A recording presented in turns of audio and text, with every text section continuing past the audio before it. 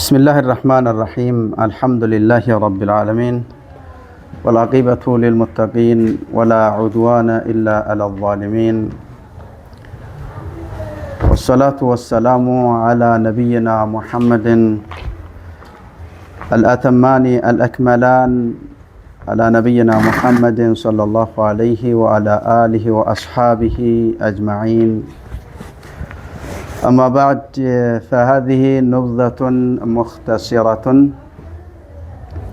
في أحكام الصيام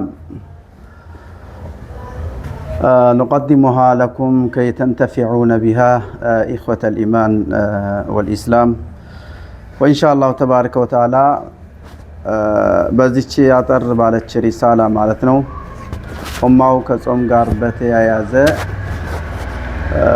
ተገቢ የሆነ ጥንቃቄን በማድረግ የተከበረውንና የጀነት ዋነኛ መግቢያ አካል ክፍል የሆነውን አሐዱ አርካኒል ኢስላም የሆነውን ጾምን ማለት ነው በአግባቡና በስርዓቱ በመጾም ሰዎች በትክክልም ነገው መልቂያማ ሚንባብ ረያን ተቀስቃሽ ሊያደርጋቸው የሚችል የሆነ ጾም ይሆንላቸው ዘንድ ከመጾም በስተፊት የጾም ቅድመ ሁኔታዎች በጾም ውስጥ ከተገባ በኋላ ጾሙን ከተለያዩ አጉዳፊ ነገር ጥንቃቄ የሚደረጉ ጉዳዮች እንዲሁም ደግሞ ጾሙን ሙሉ በሙሉ ሊያበላሹ የሚችሉ ተግባራቶች ጾመኛ ሆኖ ሊተገበራቸውና ሊሰራቸው የተፈቀዱ ክልክል ያልሆኑ ሁኔታዎችን የምንቃኝ ይሆናል ማለት ነው። በመጀመሪያ ደረጃ ሸርጥ ይቀድማልና ሽሩጥ ሲያም ረመዳን የረመዳን ጾም ሸርጥ ማለት ነው። በትክክልም አላህ Subhanahu Wa Ta'ala ዘንድ ጾሙ ተቀባይነት አገኝቶ የሚያርግ እናም ተገቢውን ሰዋብ ከአላህ ዘንድ የሚያስገኝ ለመሆኑ ተስፋ ሰጪ ይሆን ዘንድ ቅድመ ሁኔታዎች አሉ። እሱም በሁለት የሚከፈል ይሆናል። አንደኛው ሸርጡ ሲሃ ሲሆን ሁለተኛው ደግሞ ሸርጡ ተክሊፍ ነው ማለት ነው። ሽሩጡ ሲያም ረመዳን ጠቅለል ባለ መልክ 7 ሸርጦች አሉት። ሸርጥ በሁለት እንከፍለውና አራቱ ሶስቶቹ ክፍሎች ማለት ነው ሽሩጡ ሲሃ ናቸው። ጾሙ ትክክለኛ ጾም ሆኖ ተቀባይነት ያገኝ ዘንድ ከአዳ የወጣ ኢባዳ የሆነ ጾም ይሆን ዘንድ 3 ሸርጦች አሉት ማለት ነው።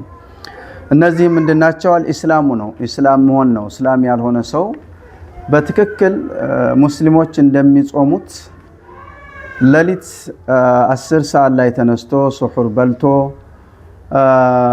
የሚያስፈልጉ ነገሮችን ሁሉ አድርጎ ቀኑን ሙሉ ሳይበላ ሳይጠጣ ቀጥ ብሎ ከምግብና ከሚበላ ከሚጠጣ እንዲሁም ደግሞ ሙፍሲዳተን ሂስይ ከሆኑት ማለት ነው ሙፍሲዳተን ማዕነዊ ከሆኑትም ነገሮች ውስጣዊ የሆኑ ጾምን አበላሽ ከሆኑ ነገሮችም ራሱ ታቅቦ ቢውል ጾመ ሊባል አይችልም ማለት ነው። ኢስላም ካልሆነ ጾመ ሊባል አይችልም። ለአን አላህ ተባረከ ወተዓላ ከሁሉም በስተፊት ኢስላም መሆን ግዴታ ነውና ማለት ነው። ለዚህ ኢስላም መሆን መስፈርት ነው። እስላም ያልሆነ ሰው ልክ ሙስሊሞቹ የሚላበሱትን ማንነት ሙሉ በሙሉ ቢላበስ ኢምሳክ አደረገ ከምግብ ታቀበ ይባላል እንጂ ጾመ ሊባል አይችልም ማለት ነው። ሁለተኛው አቅል ነው። አቅለኛ መሆን ነው። የተሟላ አእምሮ ባለቤት ሆኖ መገኘት ነው። አእምሮው የመሳት ባህሪ ካለው ያዝል ሄድ መጣ የሚል እንኳን ማለት ነው እብደት የምንለው ነገር በላው ላይ ካለበት ቢጾም ጾሙ ኢባዳው ተቀባይነት የለውም ማለት ነው። መርፉዓል ቀለም ነው። ሩፊዓቲል ቀለም ነብዩ ሰለላሁ ዐለይሂ ወሰለም ቢመታ ቢሰርቅ ቢዘሙት ቢቀማ በጣም ቅዱስ የሆነ ኢባዳን ቢያደርግ አቃራቢ የሆነ ወደ አላህ ሊያቃርበው ይችላል ተብሎ እንዳይጽፍ ቀለሙ ቆሟል። መጥፎ ሰርቷል ተብሎ በዛ ሰው ሪከርድ ላይ ጽፎ እንዳያስቀምጥ ቁሟል ቀለሙ ብለዋል። ከማን ከዛ መካከል አንዱ አልመጅኑን ማለት ነው፣ እብድ ነው። ስለዚህ አቅለኛው አቅሉ ሙሉ በሙሉ በትክክል የሚሰራ መሆን አለበት። በቀኑ ክፍለ ጊዜ ውስጥ ማለት ነው የሆነ ሰዓት ላይ መጥቶ ብዥ የሚልበት ከሆነ ጾሙ ተቀባይነት የለውም፣ አቅለኛ መሆን አለበት ማለት ነው። ሶስተኛው ሸርጥ ጾሙ ትክክለኛ ተቀባይነት ያገኝ ዘንድ ሶስተኛው መስፈርትና ሸርጥ ምንድነው? ተብይቱን ንያ ነው። ንያን ማሳደር ተብይቱን ንያ ይሄ ሸርጥ ነው፣ መስፈርት ነው። አንድ ሰው በሌሊቱ ክፍለ ጊዜ በተለይም የሌሊቱ መጨረሻ አካባቢ ላይ ሳይነይት የነገዋን ቀን ግዴታ የሆነውንና አሐዱ አርካኒል ኢስላም ከእስልምና ማዕዘናት አንዱ የሆነውን ጾም ጾማለሁ የሚል ንያ ሳይነይት ሌሊቱ ከነጋበት አበቃ፣ ያ ሰው ጾም የለውም ማለት ነው።